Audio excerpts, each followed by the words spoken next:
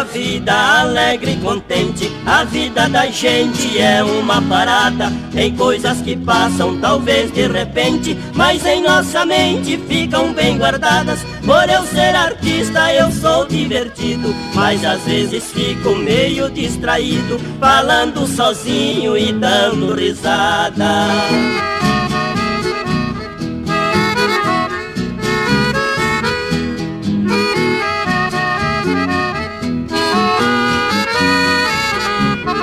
Eu não tenho inveja dos inteligentes, mas tem muita gente que é ambicioso. Não pode te ver subindo na vida, já fica mordido, todo furioso, fingindo amizades pra saber de tudo. Eu acho gozado esses abelhudos, mas não tenho medo de cara invejoso.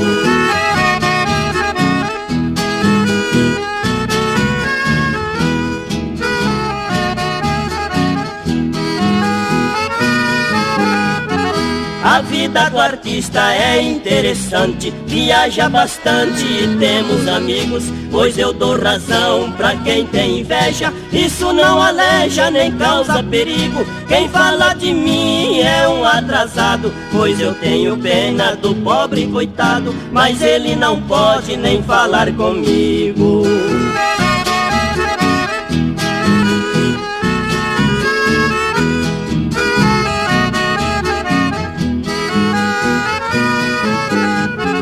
Não sou convencido, mas sou competente. Quem fala da gente nunca tem valor. Para os nossos fãs, que Deus os proteja, a gente deseja com muito amor.